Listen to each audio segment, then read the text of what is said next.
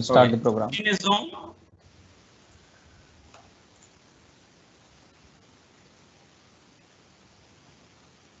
Good evening, everyone.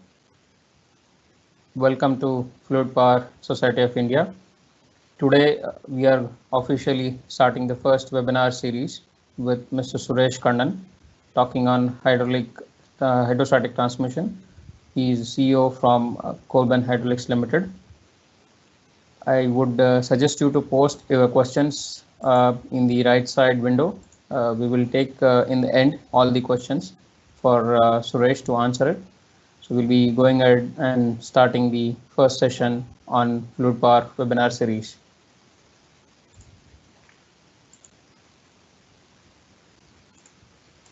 Suresh, you can unmute yourself and start.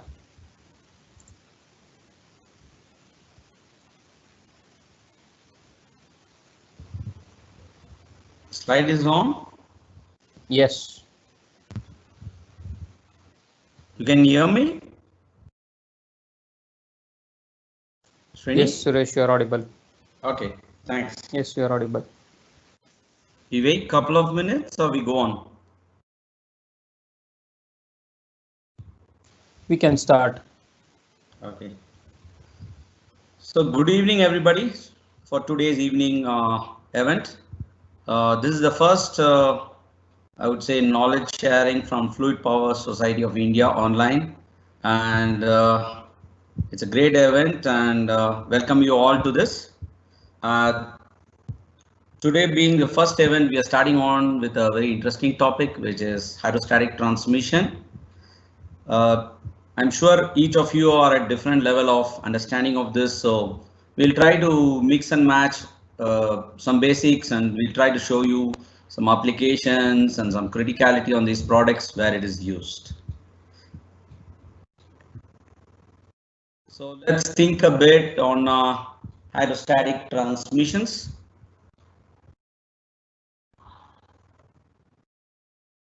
We are on to present the following things.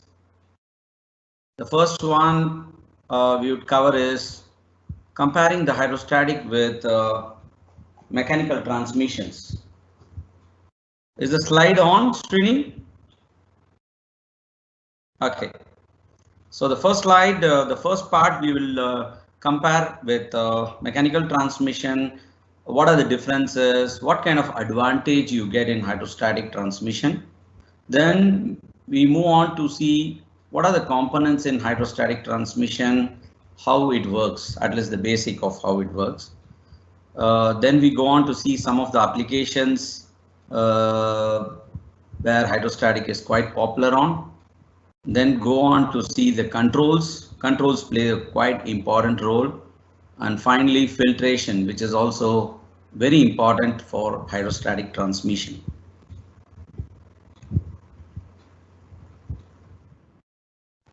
Okay, so mechanical transmission versus hydrostatic transmission. We are all quite aware of the mechanical transmission, which is used in automobiles, which is used in off-highway vehicles, which is used in agriculture equipment or even construction equipments. All these are mechanical transmissions. And you're quite aware that hydrostatic is nothing but it's a way of transmitting the power from the prime mover up to the actuator point. Now the actuator can be a cylinder or it could be hydraulic motors. So we go on to see the differences. Okay, in this slide, this is a typical mechanical transmission. All right. So in a mechanical transmission, what do you normally have? You have an engine, then you have a clutch mechanism, you have a gearbox, and then you have a drop-down box. Then the universal joint will take the power either to the front of the vehicle or rear of the vehicle. Then you have differentials based on the kind of vehicle. This is a front and rear wheel drive that you're seeing vehicle. So it really depends on the kind of vehicle that you use. Then in this case, there are further gears before it finally you feed the power onto your wheels. because finally the vehicle needs to move. It's all about moving the vehicle. So this is a typical mechanical transmission that you're seeing. Now, how does the hydraulic transmission looks like? All of the mechanical components get removed and simply we substitute them with hydrostatic pump and hydraulic drive motor, and in some cases gearboxes. So this is how a hydrostatic transmission will look like. So you compare the previous slide to this slide. What really is happening? You have replaced, and now you are seeing on the engine directly a hydrostatic pump. Okay, these are typically a variable volume pump. You will come to know further about these as we move on in the slides. And this pump is connected through hoses or hoses, combination of hoses and pipings to drive the motors directly onto the wheel. So this is the power of hydrostatic transmission. All the mechanical components get removed and we are talking of pure hydraulic power transmission from the pump to the drive motors, as you see. Okay, so the left side of the picture shows you the pump, and then there are about eight kind of drives wheels directly powered by hydraulic motors. So just some idea on the difference between mechanical and hydraulic transmissions. So this is how, in simple way, a hydrostatic transmission or hydrostatic transmission closed loop system looks like. You have the pump, you have the motor, and then you have some extra components. We will see this more in the coming slides. One important difference you need to know, as we understand in the fluid power society, is the basic difference between open loop system and closed loop system. So the hydrostatic, if the hydrostatic system is assembled in this way, meaning to say you have a pump which takes the oil from the tank, and then of course you have some controls out here and it drives the motor there here, and then it sends the oil back to the tank. So this is typically an open loop system. Why open? Because this connection between these two is open to the tank. Whereas if you see the next slide, okay, what do you see? I see the other side because I just put a laptop out there to check on whether the next slide is coming. Sometimes it takes time. So here in this case, what do you see? Just a minute, Suresh. I think you need not to check that. There will be 3 minutes delay. It will continue to work. You can go ahead and continue to talk. Okay, you're seeing the next slide. Okay, fine. So the closed loop, if you see what's happening, you don't have the tank line which you saw. Okay, so you have the pump which gives the oil to the motor, and the motor gives back the oil to the pump. So ideally speaking, you don't need a tank, but practically there are certain other reasons why we need to introduce a tank. So this is the basic difference between a open and a closed loop system. Okay. Now what you see is typically a arrangement of a closed loop hydrostatic transmission. What are the components we'll see out here? So this is a variable volume closed loop pump. Okay. Then you have the motor out here. Okay. Filter, which is quite important in closed loop. Then you have the oil tank and then the cooler. So simple hydrostatic transmission system consists of these components.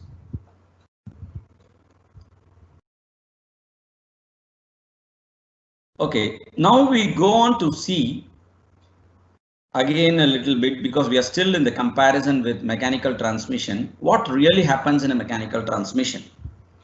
See, what do you do in a car? You have a clutch and a gear change phenomena. So the same is there in all the earth moving machineries. So it depends the kind of the gearbox that is used.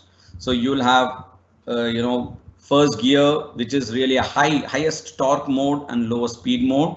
Then you have the next level of low torque and a increase in speed and so on. So this is a 6-gear system that I've shown you here all around. So in the mechanical system, what happens at the N1, T1, you get the maximum torque and lower speed, and at T6 and N6, you get the least torque and maximum speed. So that depends on where you're using the vehicle. Are you using in a off-highway area, you're using on a hill, or you're going on a road? So typically a mechanical transmission, this is how you get the torque and speed. Finally, what do you get out of the hydrostatic transmission? You get a certain torque and certain speed at the wheel, which needs to be controlled based on the needs of the vehicle as it is moving around. So this whole thing in a hydrostatic transmission gets replaced like this. Okay, so we remove off basically all or most of the gears between the engine and the output near the wheel, and what really comes, as you saw in the first, second or third slide, you introduce the pump which gets directly mechanically connected to the engine, and then you have the hydraulic lines, which is the blue and your red line, which drives your hydraulic motor, and the hydraulic motor directly or with some gears drive the wheel. So effectively what happens, you are eliminating a lot of components, you are resulting in better efficiencies.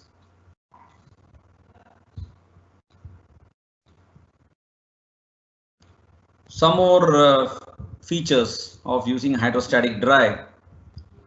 So we are eliminating, as I told you, the gears, okay, then clutch system and also the brakes, because the dynamic braking can be done by the hydrostatic system itself.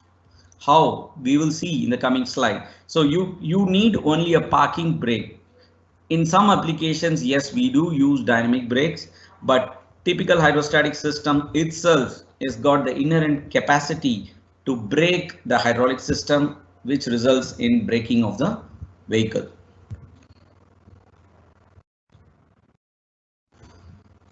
So let's see the typical components, what kind of pumps are used, motors are used in the hydraulic systems of closed loop.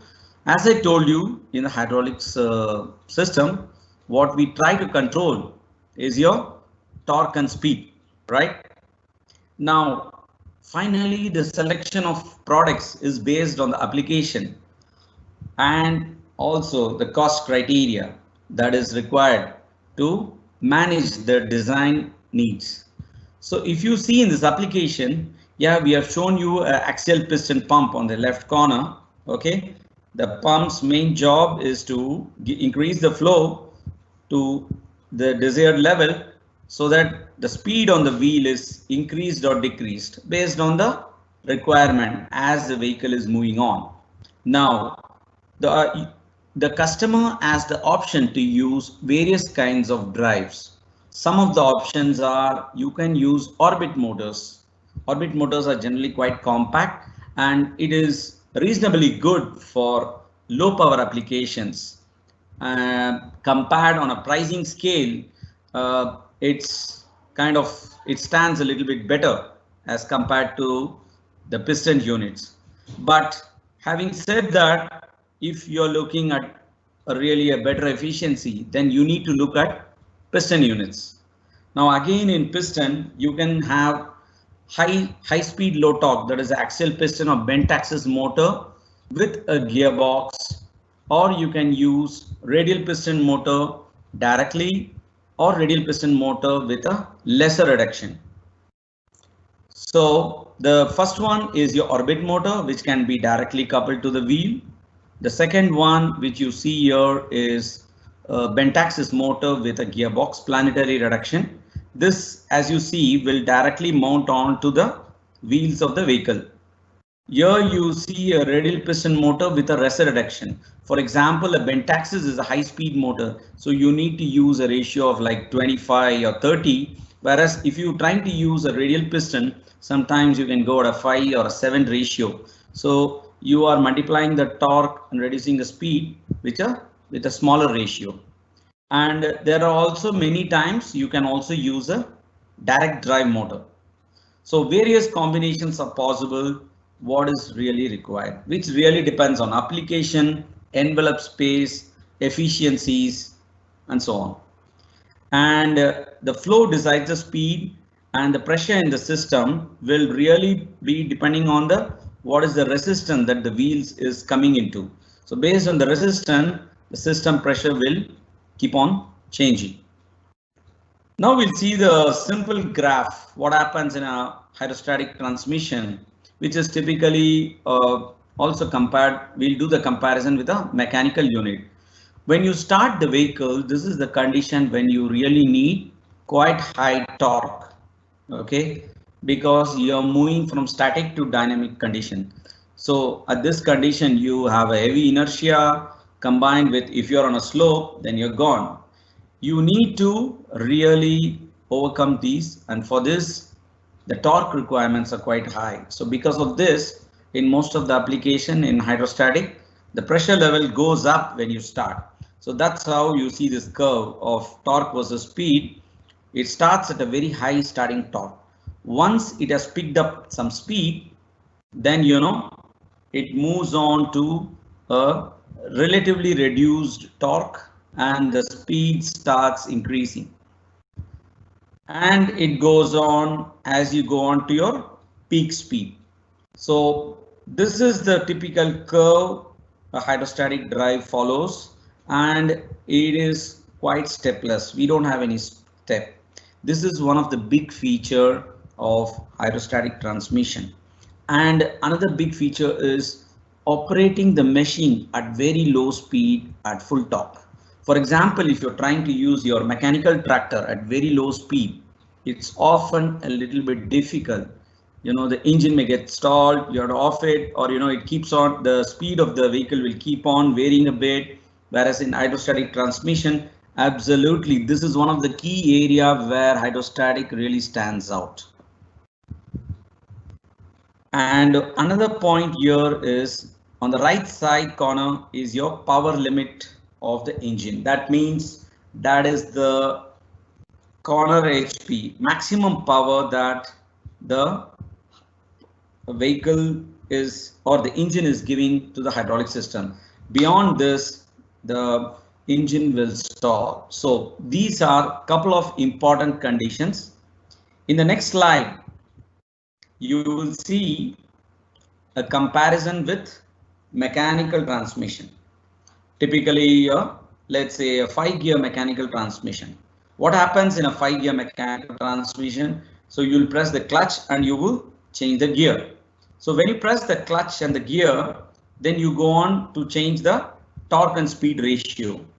But you don't get a really smooth curve like you get in hydrostatic transmission.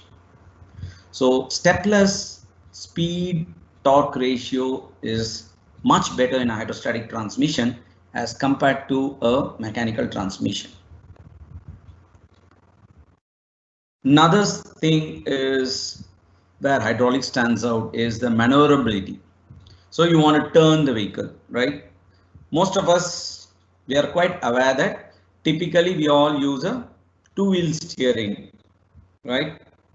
What happens in a two-wheel steering? Either the front two wheels or the rear two wheels of the vehicles are turned, right, with your steering unit. So in the mechanical transmission, you need to do this. So there is a mechanical linkage coming in and it's doing this job. Let's see what happens in the hydrostatic transmission.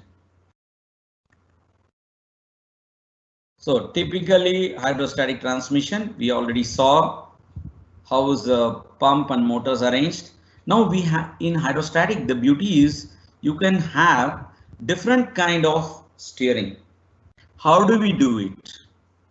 For example, the one that you see here, right? This is a two-wheel steering. Okay, most common. Most of us use this in cars or in construction equipments or other equipments that we are talking about. But the four-wheel steering is also quite convenient.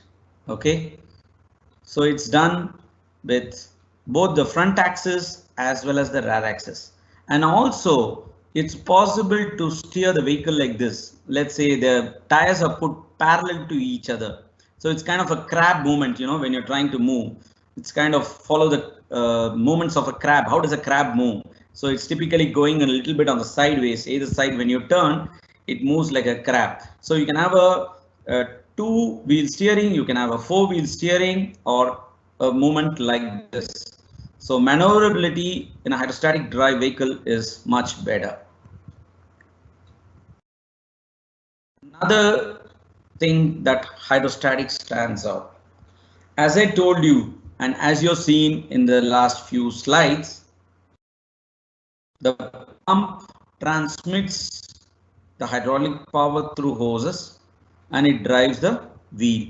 The wheel is directly connected to the vehicle here, right?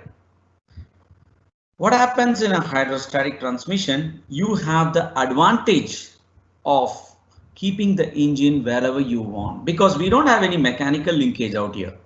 It's all hydraulic hoses or pipes. So here comes the biggest advantage, especially on vehicles like this. You know, a sprayer, for example, a sprayer moves in the agriculture field to spray the fertilizers to protect the plants or the vegetable fruits from insects. Now, when this vehicle is moving, you should not damage the plant that is there in the field. So you need to use tall vehicles. As you see here, this vehicle, it's quite tall. You can see this guy is standing out there.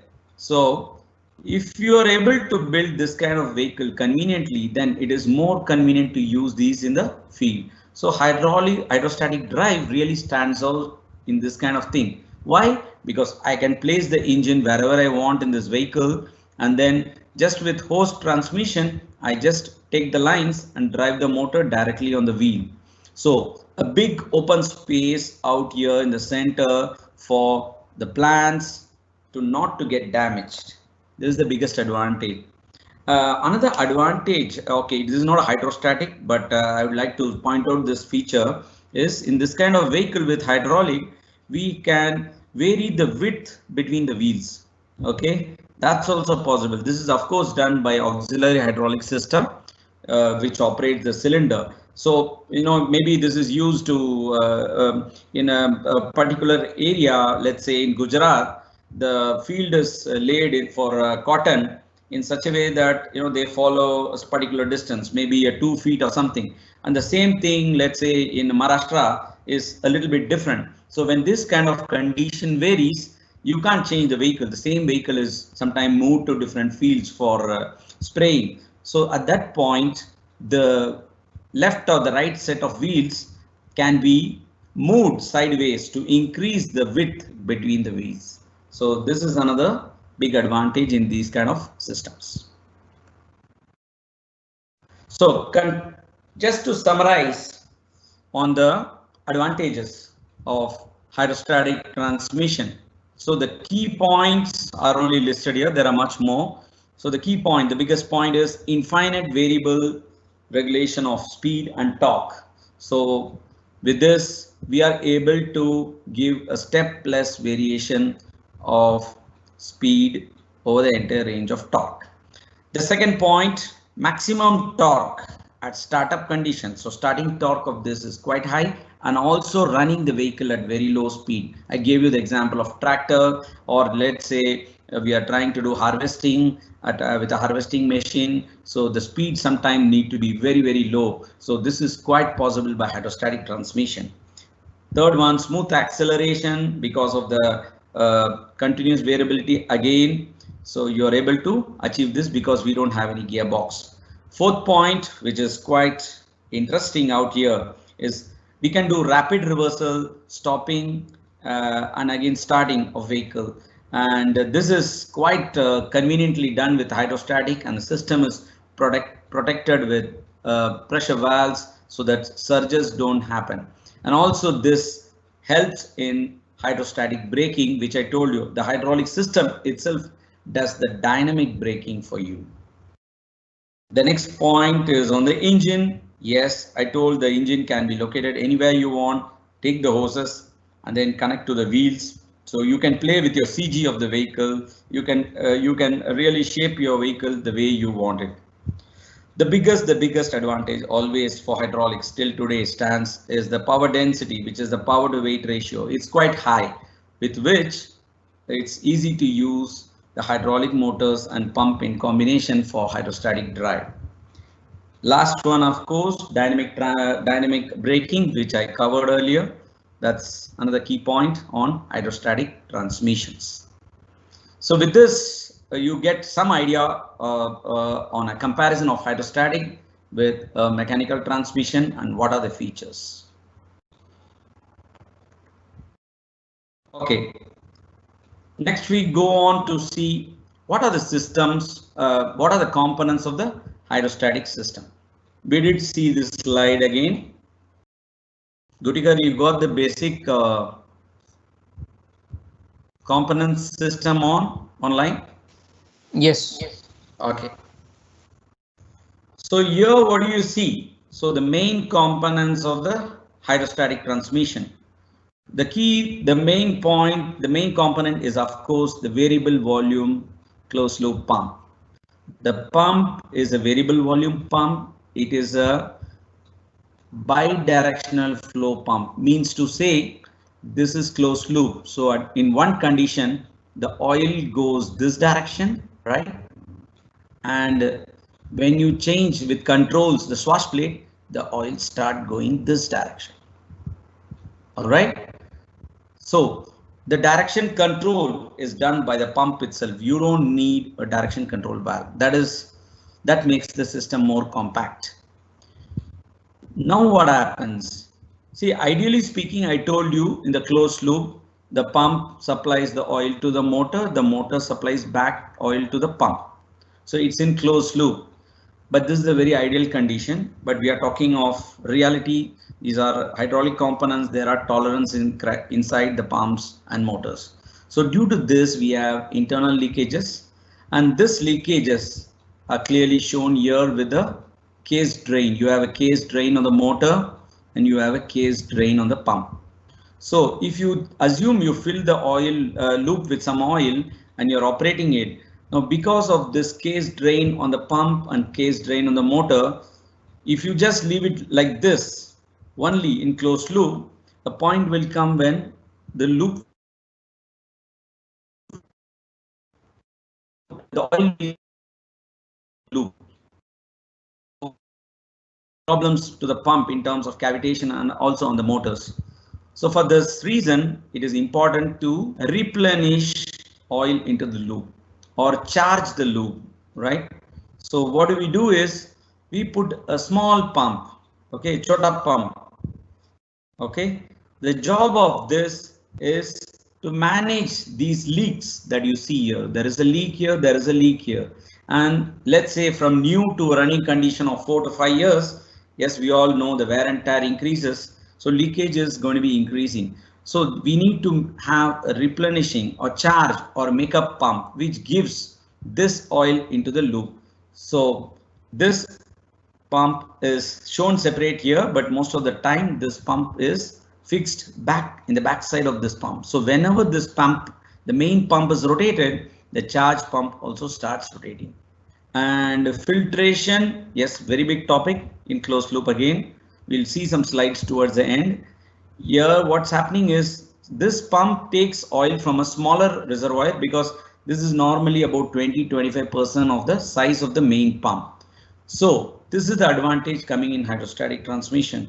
Because the charge pump is about 1/5 or 1/4 the size of the main pump, the main tank size itself becomes smaller.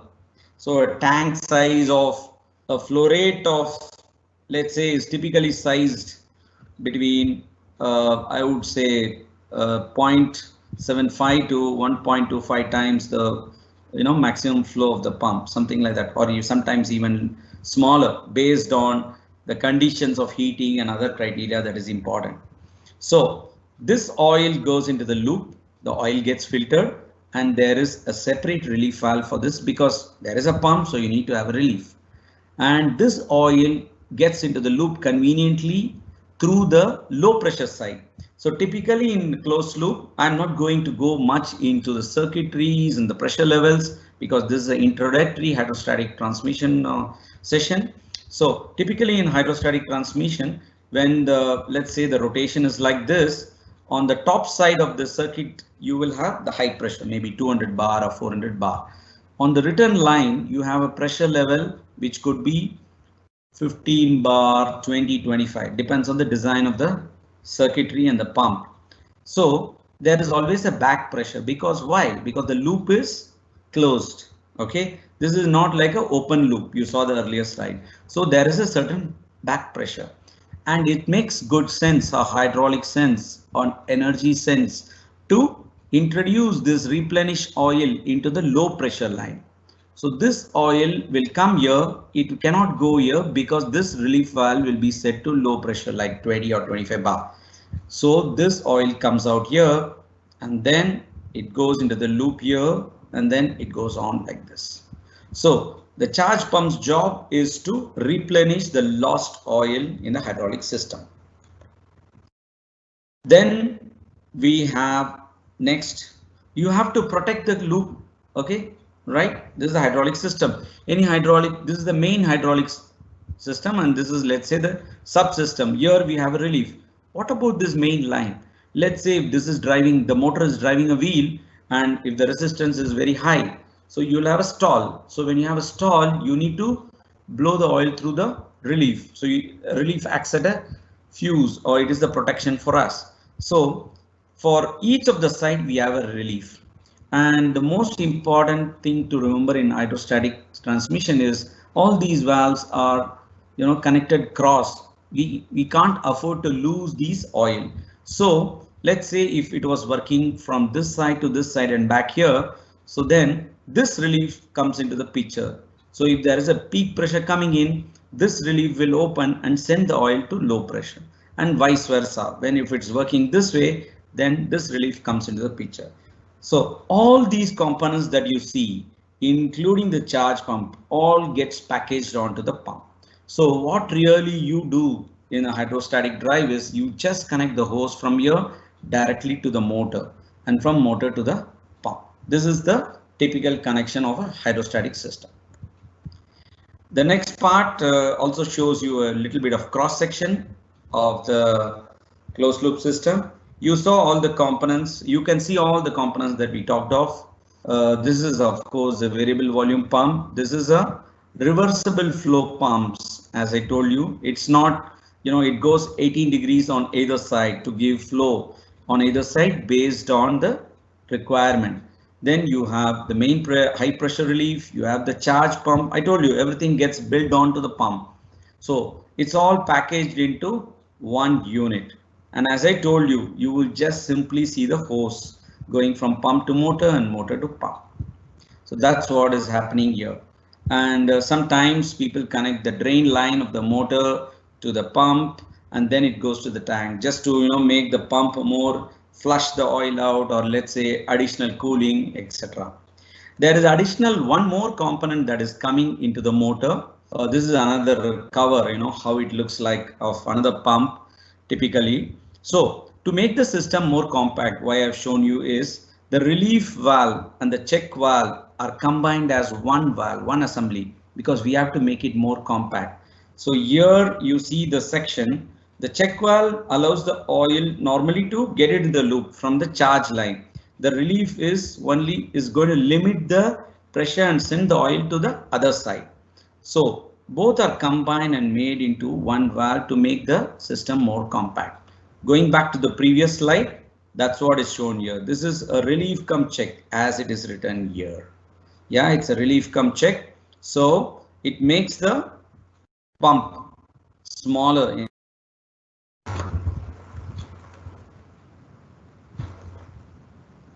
Another important thing is in closed loop, what happens is it is a loop. So pump to motor, motor to pump. So what really happens is the oil keeps circulating inside, and because of this, what happens, the oil will get heated. So we have something called what do you say, a shuttle valve or a flushing valve or a purge valve. The job of this is to remove, let's say the oil is going this way. Okay, there is a valve here which will act in such a way that the low pressure line gets connected to a small pressure valve or a throttle valve, and it goes to the casing of the motor. So we intentionally remove some oil out and make the new oil from the charge pump to go into the loop. This way we try and maintain the temperature within the. This really depends on application. I mean, how you etc. that decides whether this valve to be used, because in some cases we use this, some cases we don't use this. So it really depends on the varying of flow and pressure. Let me try to show you a small video which will explain the same thing. Okay, just give me a minute.